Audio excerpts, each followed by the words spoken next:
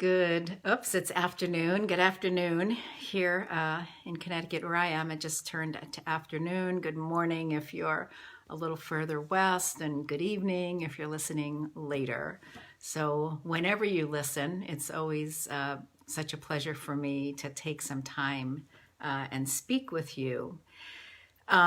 This may be a little meandering. I actually have some notes because this talk has been evolving over about a week and a half or so, and it keeps morphing, which is what I have found is the way that spirit works through me.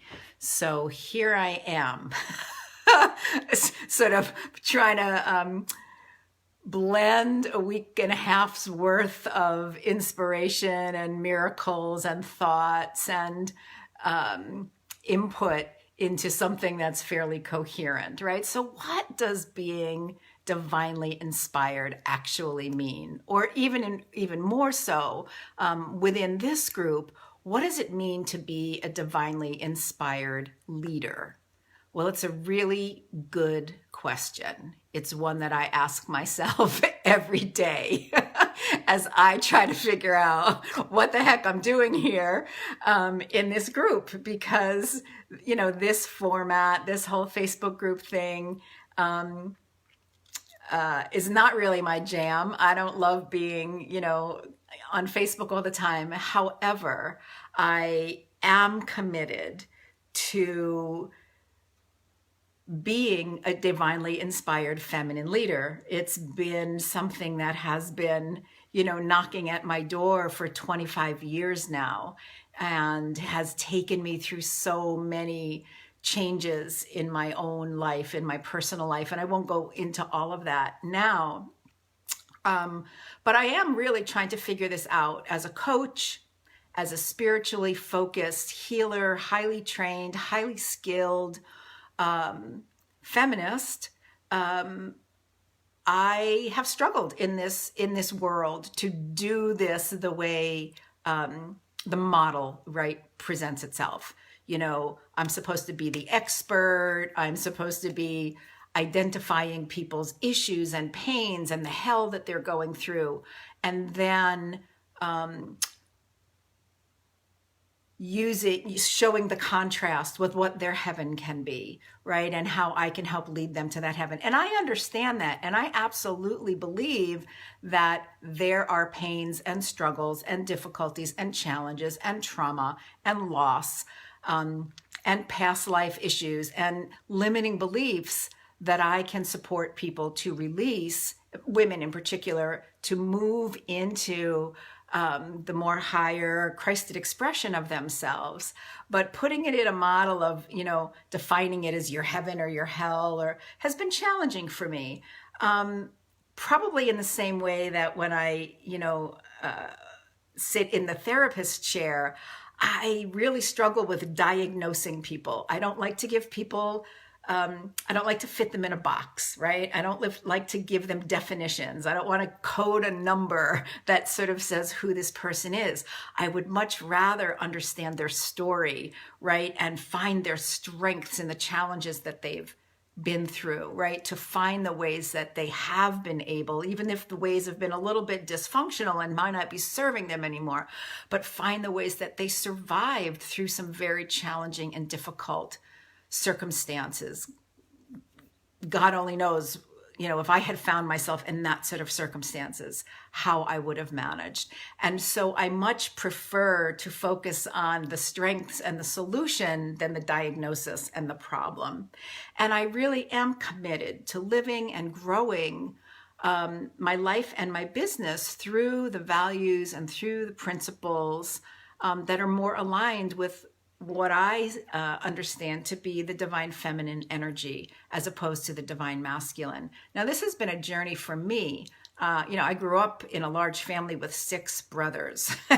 And as you might imagine, as a result, I was highly competitive. I was very driven, right? Very goal oriented.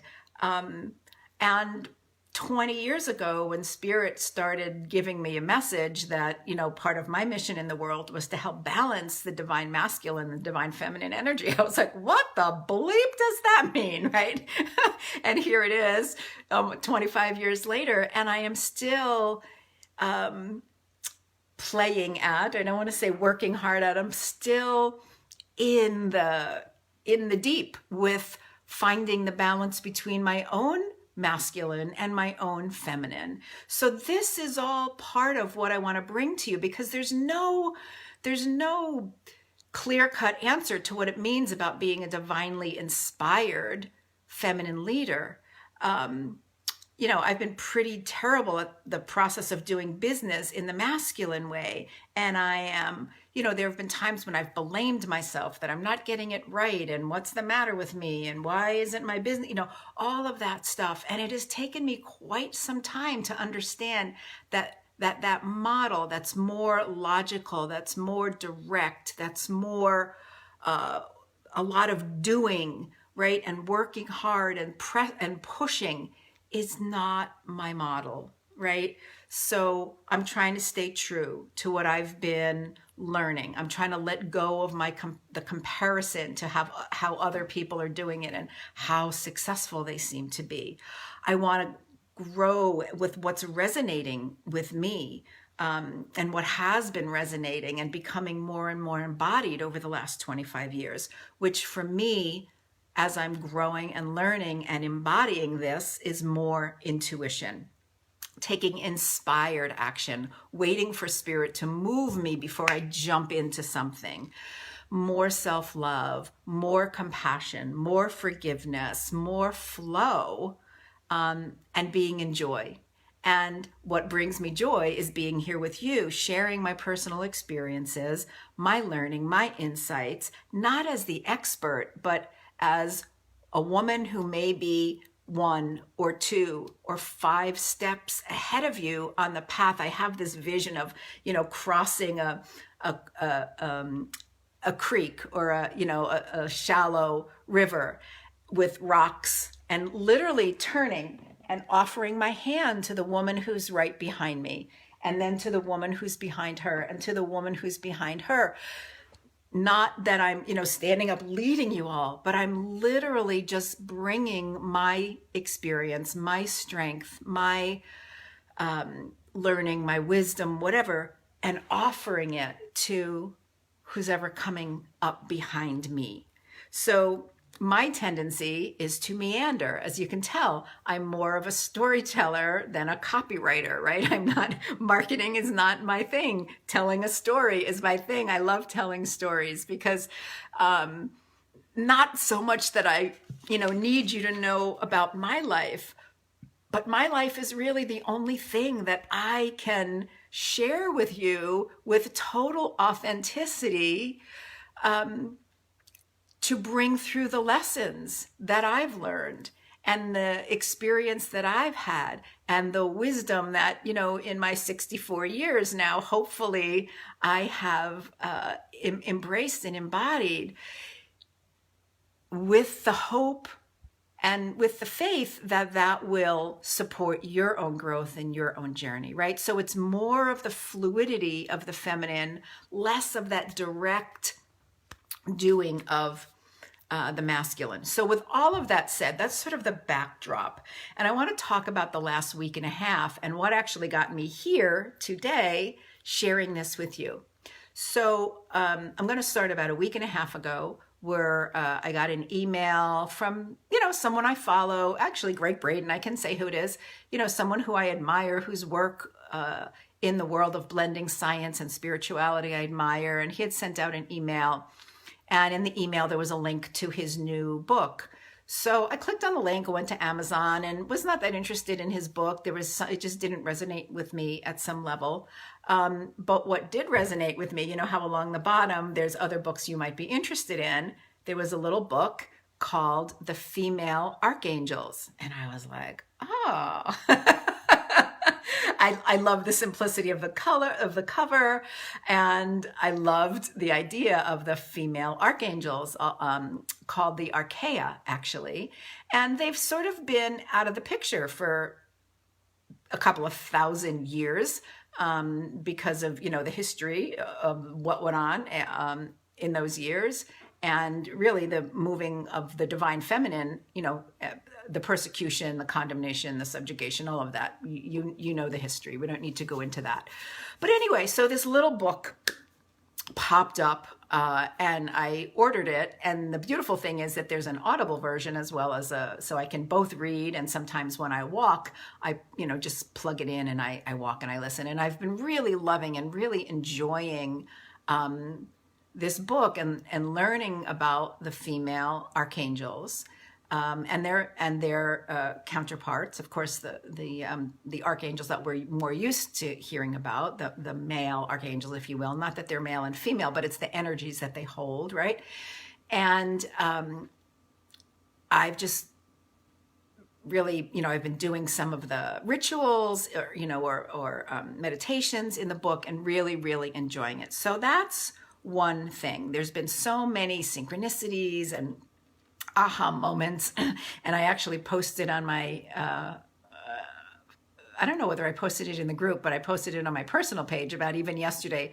I was walking, listening to the book, and the author was talking about Lady Faith and how, she can be identified with daffodils. And just as she was saying that, there was this beautiful bunch of daffodils that have just come up here. The spring has really been delayed. So I just love those kinds of synchronicities.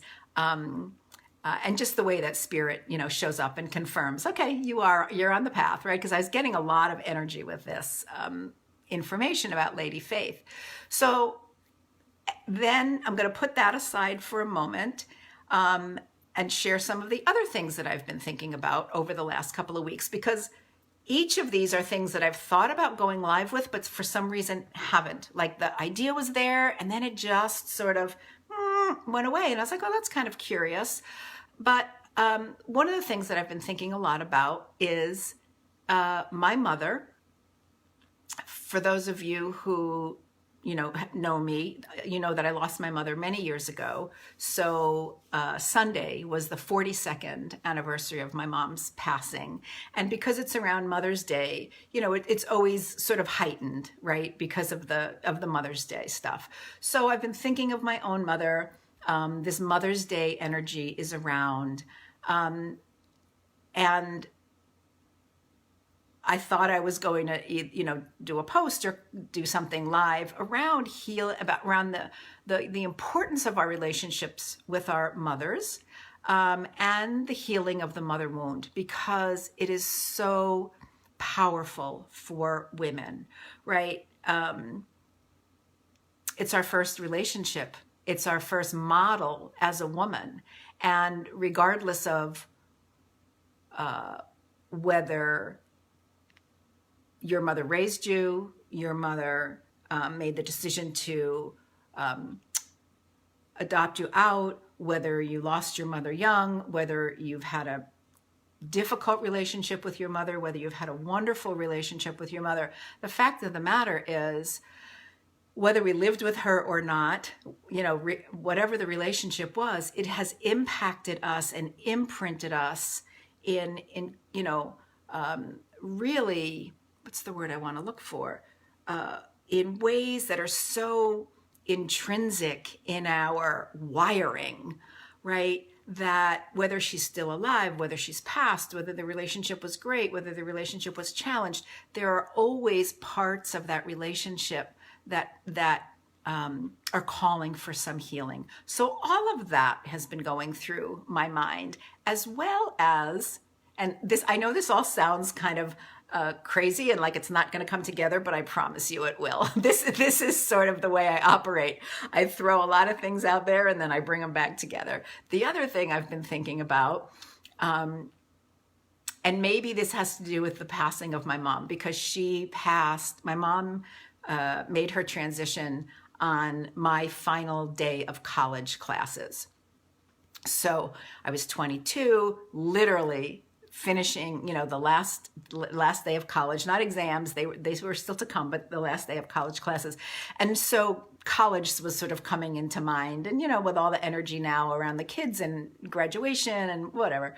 And I was remembering Now, I majored in sociology and psychology as a double major, and I minored in women's studies because it wasn't a major then. It was fairly new back in the 70s, and so I could only minor in it. So in one of those classes, I don't remember which it was, we were looking at the different characteristics of men, and back then we were calling it men and women. And the message clearly was that the characteristics of men, which were logical and direct and linear and I don't know, whatever the whatever the whole long list was much more valuable than what was identified as sort of the women's or the female characteristics, which were softer and, surrender and intuition and compassion and cooperation, as opposed to competition. And I remember thinking even back then, I'm not sure those are so much better. But of course, I was also socialized, into that thinking. So I kind of let it go, but I've been thinking a lot again, I'm always thinking about what we identify as sort of the masculine characteristics and the feminine characteristics, or the energies, and how that works. So that's all been swirling around in my mind. And then as I was taking my walk yesterday, in the introduction to Lady Faith, right after the daffodils, the author read, "Blessed are those who have not seen." My phone just rang. I'm going to put myself, I don't know, I can't change my notifications now. But as soon as I heard those words, there were tears streaming down my face. Blessed are those who have not seen and yet have believed. And I immediately was thinking of all of the ways that I have moved in the last 25 years out of my former life into this life, really on faith, on absolute faith, right? Trying my best to listen to my guidance, to follow my heart, whether it meant leaving my job and opening a healing center, whether it meant leaving my 30-year marriage and moving out of my home, and where my children and my animals and pets stayed in the house where we raised them, and I moved out into a 200 square foot room in somebody's basement, right up to literally jumping off a cliff, a high cliff. And I don't like high places. I don't like jumping into water from high places. But on a rafting trip in Colorado, literally jumping off a cliff, feeling like I was kind of pushed from behind, to find out that the young boy who had run behind me and jumped off without, a moment's hesitation as I was standing there deciding whether I was going to go, was struggling in the water down below, and perhaps would have drowned, or at least gotten caught up in a whirlpool, had I not been immediately behind him and able to sort of get my arms around him and get him close enough to the shore that other people could come out and drag him in. So literally jumping off the cliff. That's why I use that example. But I have been jumping off the cliff for, the last, 15 to 20 years, strictly on faith. I could not see always what was going to come. Even now, I can't see what's going to come. Even in this group that I started, Divinely Inspired Feminine Leaders, I really can't see where this is going to go. I know I have an idea, I have a vision, I have what feels like a mission that I want to move forward. But really, I'm doing this completely on faith. So that those words, blessed are those who have not seen yet have believed, just touched me to the core yesterday and immediately set off tears, probably some release of some sadness of things that I have walked away from, tears of joy for having the faith to step up and walk when I can't see what's coming next. I used to have my, I don't have them so much, but my rants with God, where I would be in meditation, and it was like I could see like a little catwalk over this huge chasm, and the catwalk was rolled out just about far enough for my big toe to fit on there, and I would be like, show me the rest. Like, that's not enough. But I know now that if I had seen the whole picture, I probably never would have taken the first step, because it's been hard. This has not been an easy walk. And I don't want to put out there that it has been, because it has been difficult. But it has been my faith that has allowed me to take the next step and the next step and the next step. So this morning, during a meditation with one of the female archangels, some of this was swirling through my mind as I was trying to quiet down. But at the end of the meditation, I was guided to draw a card from my Mother Mary deck. And I am sure this is because of the energy of Mother, and of course the Divine Feminine, Mother's Day coming up. All of that was leading me to, excuse me one moment, to pull a card from this deck. And the card that I pulled this morning is Our Lady of Manifest Miracles. Our Lady of Manifest Miracles, which seemed perfect for what I've been describing. And I want to just share with you, it's quite long. It's like 4 pages.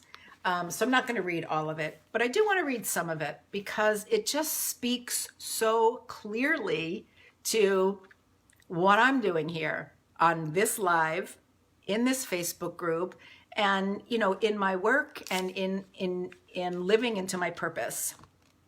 So it says, love seeks to manifest through you as you. And I'm reading this because this isn't just for me. When I pulled the card, I asked for the card that would be the message that was most important for me to share with those who would be listening today. Love seeks to manifest through you as you. It is not only your spirit that is to be blessed by love, but your body and your life too. You are meant to live a reality of divine love. You are meant to experience the presence of divine love in everyday life. Your spiritual life and material existence are not destined to be separate, but rather are to be united, enhancing each other, infusing each other with love in sacred relationship. My miracles are not limited to the world of spirit. And toward the end, it says, this oracle brings a special message that it is time now to put your spiritual principles to the test. It is time to rely on them completely as a way to live and move in the world. It is not only safe to do this, but the only way to really allow her miraculous love to manifest through you. Doing this will mean that all that is destined to be born through you this lifetime can then be. You are blessed by the Holy Mother, empowered by her, and asked to trust completely in her grace. And this deck, in case you're wondering, is by Alana Fairchild. I have several of her decks, and they're all beautiful. And then as I was jotting notes on this, I saw another email from Teresa V, who is an angel reader and who I enjoy and follow. And I clicked on her email quickly. And her message today was from the archangels, and it was about miracles, being your birthright, living in your joy, and following your intuition. So again, this, my loves, is divinely inspired feminine leadership. This is not pushing hard. This is not getting it done. This is not working yourself to exhaustion. This is not following everybody else's model. This is not comparing yourself to everyone else, regardless of whether you're building a business or just living your life, right? This is lighting the way, living from your heart, living from love, trusting your intuition, moving forward in faith, having the courage to step into your faith, accepting the information you're given, allowing yourself to be open to the flow of divine inspiration, and having grace to move forward. My mission with all of this is to light the way to create sacred community, right? To create a sacred space, a sacred container where each of us can step more fully into our divine gifts, into our divine purpose, into our divine leadership, whatever that means, so that we can be the hands and the heart and the voice of the divine here on earth. So hopefully that pulls all together, that long meandering story. It's the Irish in me. I can't help myself. But I want to say I'm so glad to be here on this journey with you. I'm grateful to be the guide, to be the one who can turn around and offer my hand, but also can accept the hand of another woman who is supporting me along my journey, right? I'm so grateful to be able to be creating and holding this sacred container, and like you, to be a channel for the miraculous manifestation of the Divine Mother.